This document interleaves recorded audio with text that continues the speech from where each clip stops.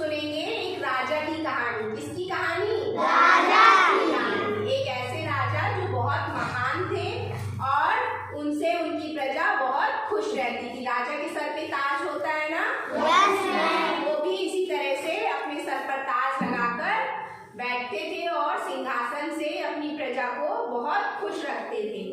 एक बार की बात है, राजा, लेकिन उससे पहले एक बात और समझ लीजिए कि जो राजा थे वो थे तो बहुत महान, लेकिन उनके अंदर एक छोटी सी कमी थी। वो ये थी कि जो राजा थे वो एक आंख से अंधे और एक पैर से लंगड़े थे।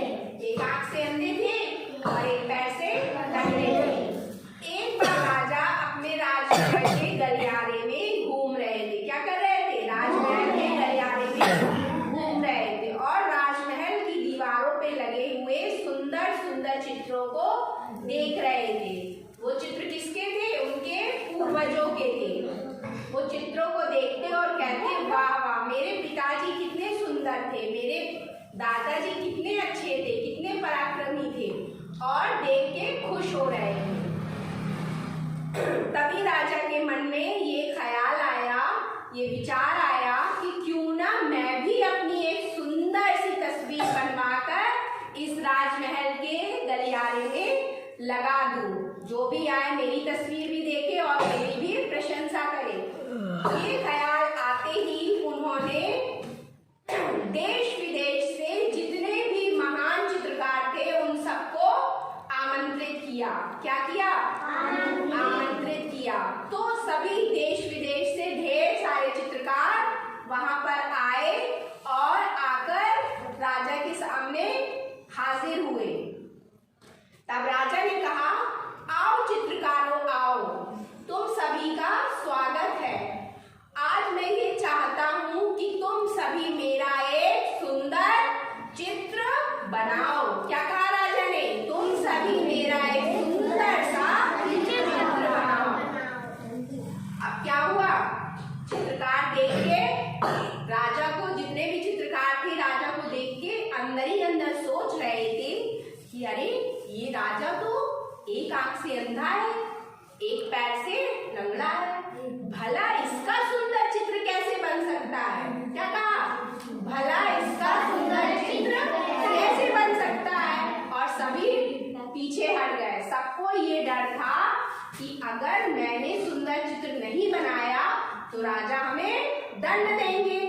जिसने भी सुंदर चित्र नहीं बनाया तो राजा उन्हें दंड दे सकते थे ना। तो सभी चित्रकार क्या हुए? पीछे हट गए और कोई भी तैयार नहीं हुआ। तब राजा ने कहा, क्या इस राजमहल में कोई भी ऐसा चित्रकार नहीं है जो मेरा एक सुंदर चित्र बना सके?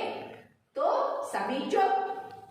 तभी एक युवा चित्रकार राजा के सामने आया और राजा के सामने आके कहता है कि महाराज, मैं बनाऊंगा आपका एक सुंदर चित्र। क्या कहा?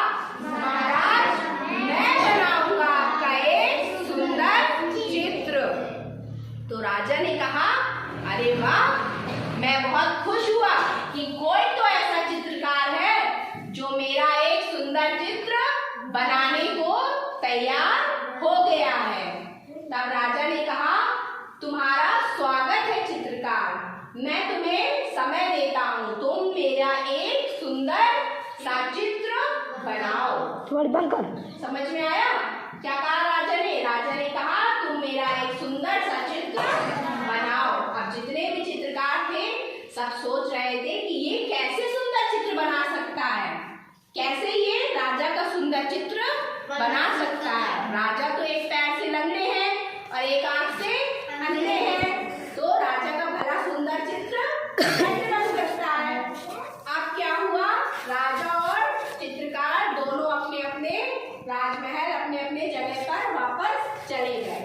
अब कुछ दिनों के बाद राजा फिर से राजमहल में उपस्थित हुए। कहाँ उपस्थित हुए? राजमहल में उपस्थित हुए और उपस्थित होकर बोले, क्या मेरा सुंदर चित्र बनकर तैयार हो गया है? क्या बोले राजा? क्या मेरा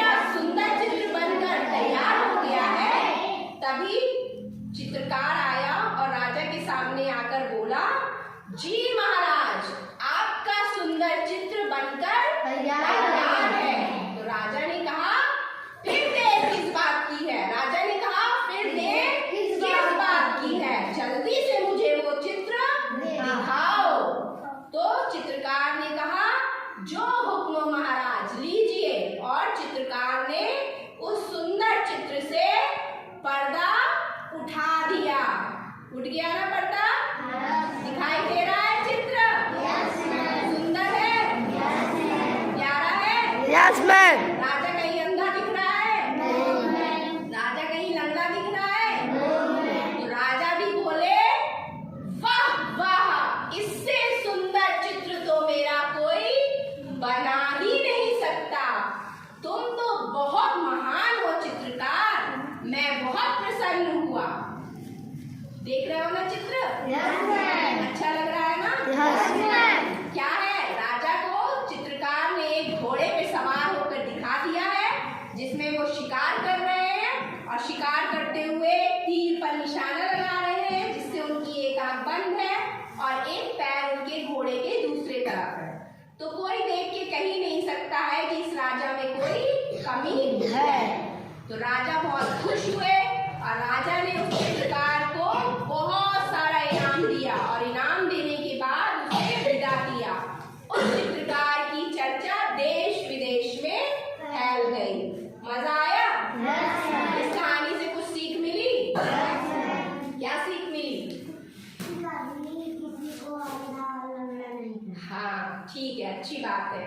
और ये भी सीख मिलती है इस कहानी से कि चुनौती चाहे जितनी बड़ी भी हो, चुनौती चाहे जितनी बड़ी भी हो, हमें घबराना नहीं चाहिए, हार नहीं मानना चाहिए। अगर हमारी सोच अच्छी है, सोच सकारात्मक है, तो हम उस चुनौती का डटकर मुकाबला कर सकते हैं और उस पर विजय भी हासिल कर सकते हैं। समझ में आया ना? कहानी अच्छी